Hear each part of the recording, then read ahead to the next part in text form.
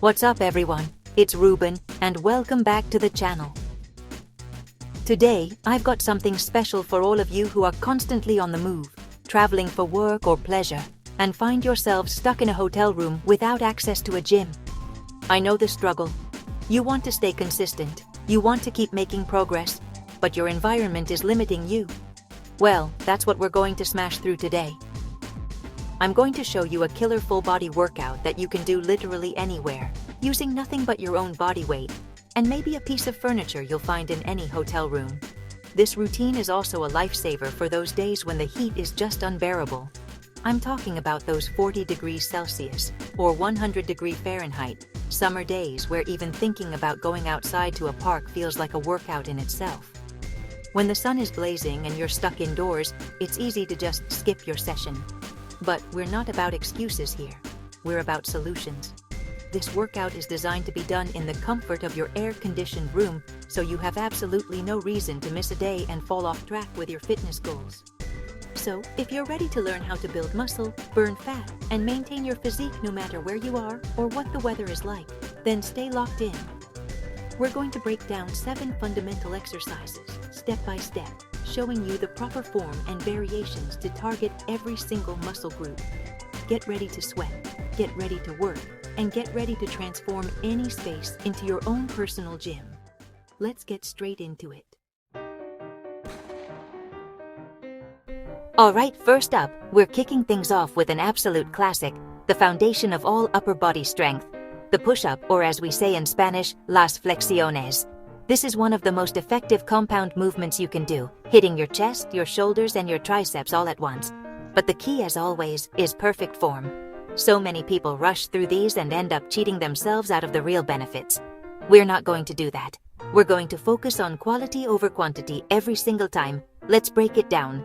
You're going to start in a high plank position. Your hands should be placed slightly wider than shoulder width apart, directly under your shoulders.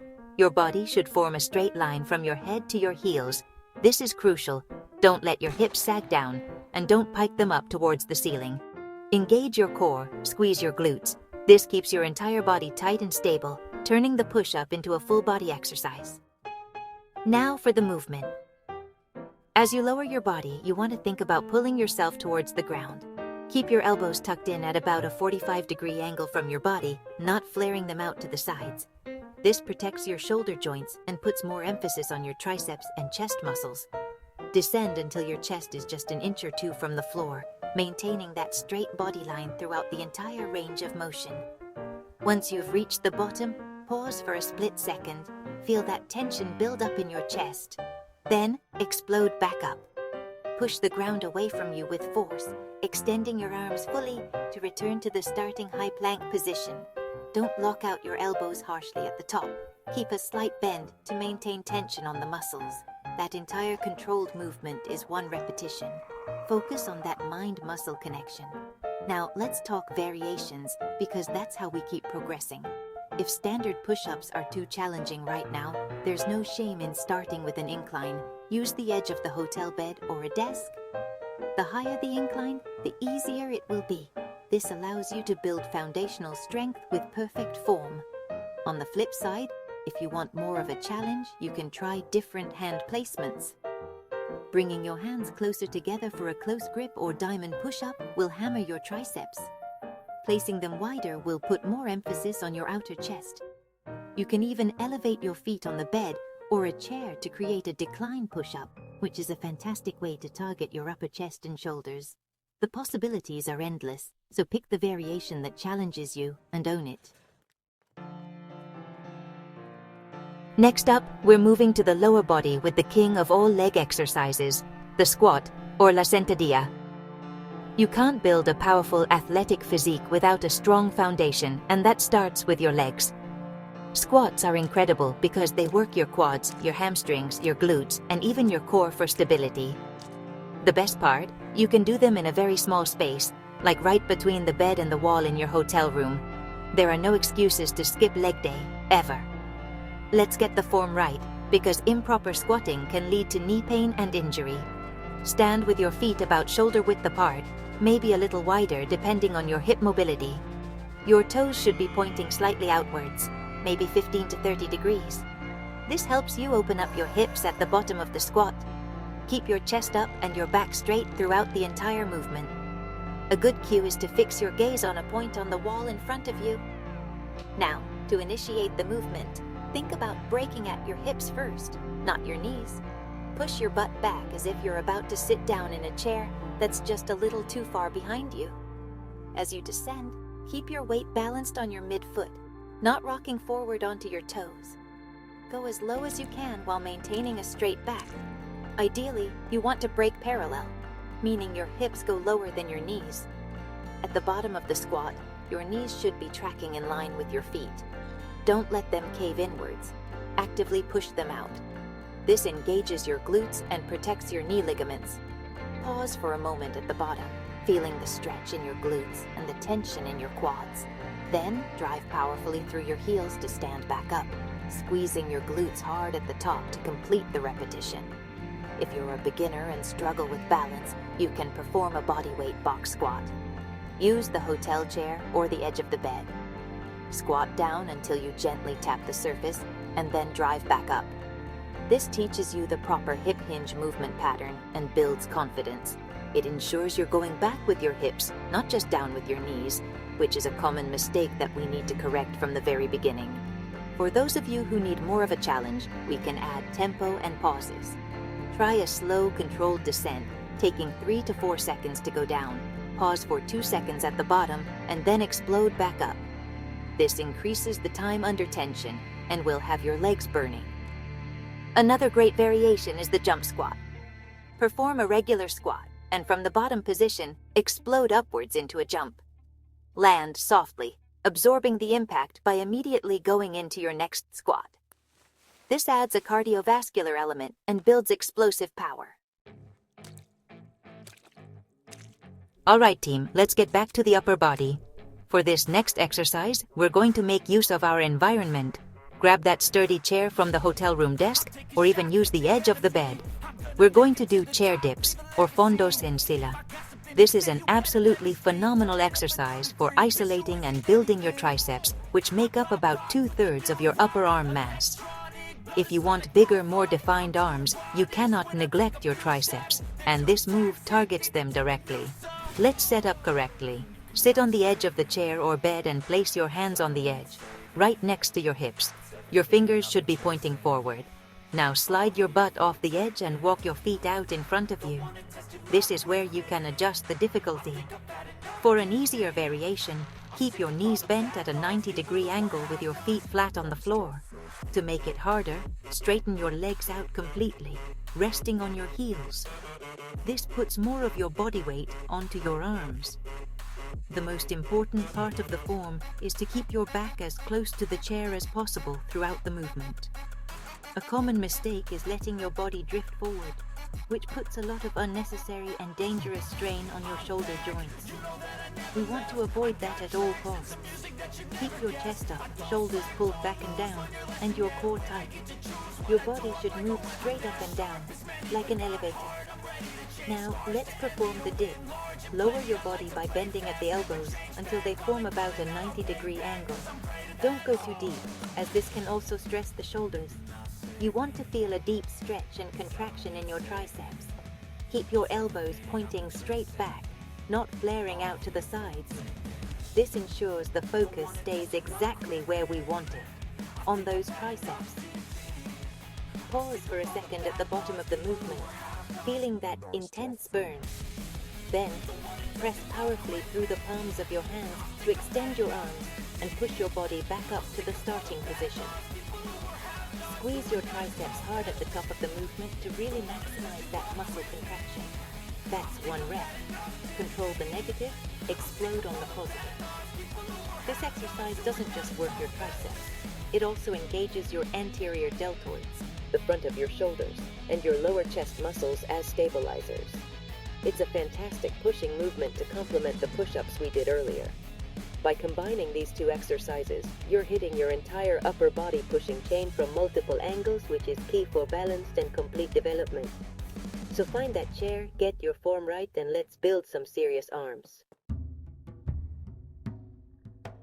Okay, so it's time to talk about the core.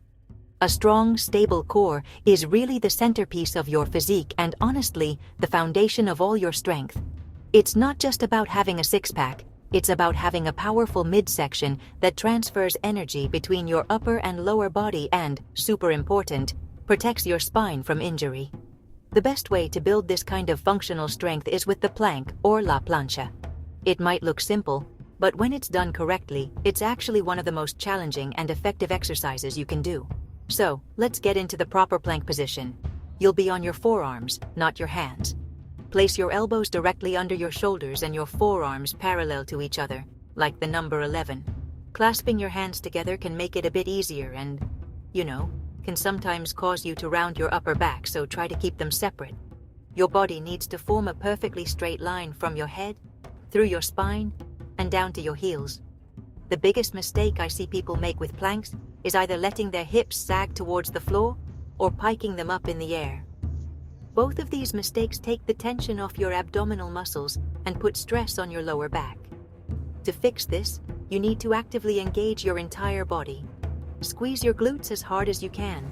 This will tilt your pelvis slightly, a posterior pelvic tilt, and lock your lower back into a safe, neutral position. Next, brace your abs as if you're about to take a punch to the stomach. Imagine trying to pull your belly button in towards your spine. This creates immense intra-abdominal pressure and fires up your entire core musculature, from the rectus abdominis, the six-pack muscles, to the deeper transverse abdominis and obliques. And hey, don't forget to breathe. Take steady, controlled breaths throughout the hold. Holding your breath will only make you fatigue faster. Instead of just holding the position passively, I want you to think about creating tension.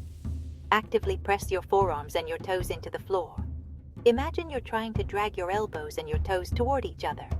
You won't actually move, but this isometric contraction will light up your core like nothing else. Your whole body should be shaking. That's when you know you're doing it right. Start by holding for 30 seconds with perfect form and gradually work your way up to 60 seconds or more. To make it more dynamic and challenging, you can add variations. Try plank up downs, where you move from a forearm plank to a high plank, on your hands, one arm at a time. You can do plank jacks, where you jump your feet in and out like a jumping jack while holding the plank position. Or try a side plank to specifically target your obliques, the muscles on the sides of your waist. The plank is such a versatile tool. Master the basic hold first, then explore its many variations to build a truly bulletproof core. Let's get back to legs, because, honestly, one exercise is never enough for the biggest muscle group in your body. Now, we're going to do lunges, or zancadas. Lunges are a unilateral exercise, meaning they work one leg at a time. This is fantastic for identifying and correcting muscle imbalances between your left and right side. They also challenge your balance and stability in a way that bilateral exercises like squats just can't. Hitting all those small stabilizer muscles in your hips and legs. You can do these stationary in one spot, or if you have a bit of space, maybe down the hotel hallway. Let's nail the form for a stationary forward lunge. Stand tall with your feet together. Take a controlled step forward with one leg. The length of the step is super important. If it's too short, you'll put pressure on your knee. If it's too long, you'll lose balance and strain your hip flexor. A good rule of thumb is to step far enough so that when you lower your body, both of your knees can form a 90-degree angle at the bottom of the movement. As you step forward and lower your hips, focus on keeping your torso upright. Don't lean forward. Your chest should be proud, and your core should be engaged to maintain stability. Lower yourself until your back knee is just about to touch the floor. Crucially, your front knee should be stacked directly over your front ankle. Do not let your knee travel past your toes, as this places excessive shearing force on the knee joint. Hold that bottom position for a brief moment. You should feel a stretch in the hip flexor of your back leg and a deep contraction in the quad and glute of your front leg. To return to the start, push off powerfully from your front foot, driving through the heel, to bring your leg back to the starting position next to your other foot. That's one rep. Complete all your reps on one side before switching to the other to really burn out the muscle. Now, for variations. The reverse lunge is a great alternative. Instead of stepping forward, you step backward.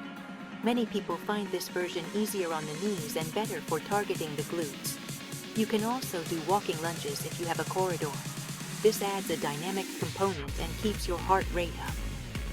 Just take a lunge step forward, and instead of pushing back, bring your back foot forward to meet your front foot, and then immediately lunge forward with the other leg.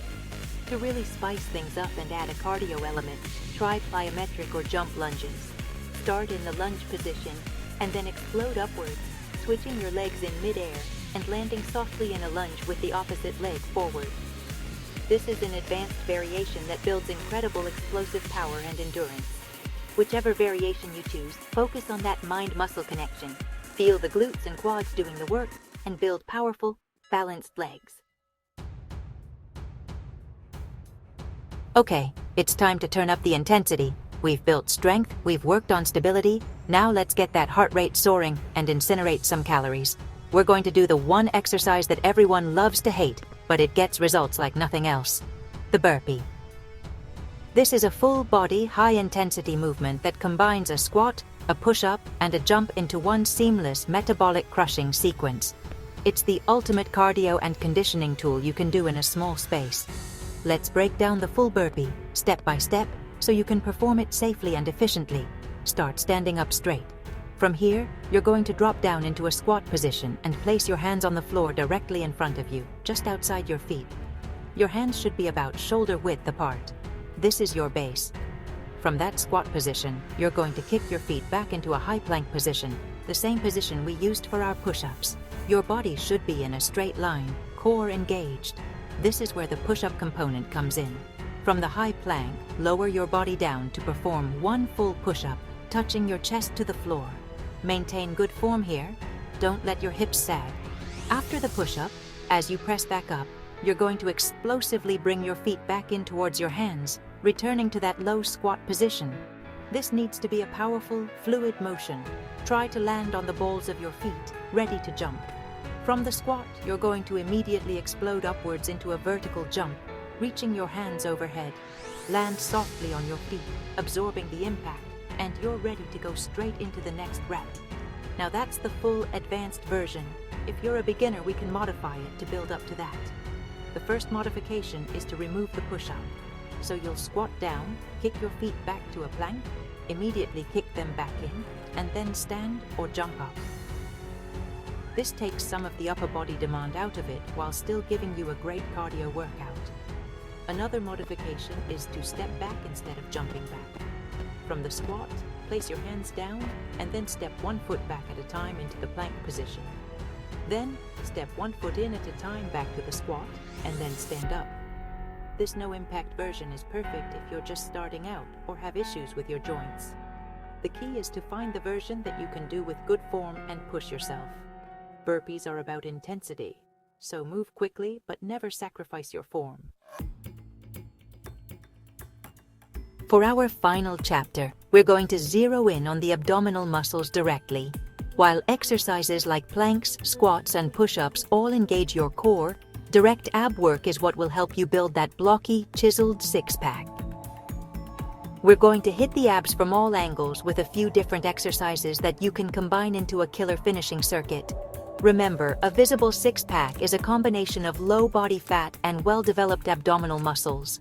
We did the cardio with the burpees, now we build the muscle. First up, the classic crunch, but we're going to do it right. Lie on your back with your knees bent and your feet flat on the floor. You can place your hands behind your head, but do not pull on your neck. The hands are just there for support. The key to an effective crunch is to think about lifting your shoulder blades off the floor by contracting your abs. Imagine you're trying to bring your rib cage closer to your pelvis. It's a short, controlled movement. Exhale as you curl up, and inhale as you lower back down. Next, we'll target the lower abs with leg raises. Lie flat on your back and place your hands under your lower back or glutes for support. This helps keep your lower back pressed into the floor. Keeping your legs as straight as possible, slowly raise them up until they are perpendicular to the floor. Then, even more slowly, lower them back down. Don't let your heels touch the floor between reps. Keep the tension on your lower abs the entire time. Now, let's bring in the obliques, the muscles on your sides that frame your abs. We'll do this with bicycle crunches. From the crunch position, bring one knee in towards your chest while simultaneously twisting your torso to bring your opposite elbow towards that knee. As you do that, the other leg extends out straight, hovering just above the floor. Then, switch sides in a fluid, continuous pedaling motion. Don't rush it. Focus on the twist and the contraction in your obliques. To put it all together, you can create a simple circuit. For example, do 15 reps of crunches, followed immediately by 15 reps of leg raises, followed immediately by 30 seconds of bicycle crunches, 15 per side. That's one round. Rest for 30 to 60 seconds, and then repeat the circuit 2 or 3 more times. This will set your entire core on fire and is a perfect way to finish your workout. Remember, the goal is not to just go through the motions. For every single rep of every ab exercise, you need to be focused on the contraction. Squeeze the muscle as hard as you can at the peak of the movement. It's this quality of contraction that will break down the muscle fibers and force them to grow back stronger and more defined. Don't just chase the burn, chase the contraction. This combination of upper abs, lower abs, and obliques ensures you're building a complete, well-rounded, and functional core. You don't need any fancy machines or equipment, just a bit of floor space and the determination to push through the burn. Finish your workout strong with this ab circuit, and you'll be well on your way to earning that six-pack. And that's a wrap. You now have a complete arsenal of 7 powerful exercises that you can use to get a killer full-body workout no matter where you are.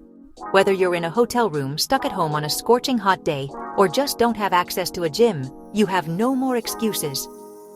You've seen how you can use your own body and a simple piece of furniture to target every major muscle group, build strength, and torch calories. The power to stay in shape is always with you. My recommendation is to combine these exercises into a routine that fits your schedule and fitness level. If you're short on time, you can do a circuit. Perform one set of each exercise back-to-back with minimal rest, and repeat the whole circuit 2 or 3 times. If you have more time, you can do a more traditional workout, performing 3 to 4 sets of each exercise before moving on to the next one. The key is consistency. Make a plan and stick to it. Most importantly, especially on these hot days we talked about, listen to your body and stay hydrated. Drink plenty of water before, during, and after your workout. Don't push through sharp pain, and modify the exercises if you need to. Fitness is a lifelong journey, not a sprint. Thank you so much for training with me today. If you found this video helpful, make sure to hit that like button, subscribe to the channel, and turn on notifications so you never miss a workout. Leave a comment below letting me know where you're doing this workout from. Stay strong, and I'll see you in the next video.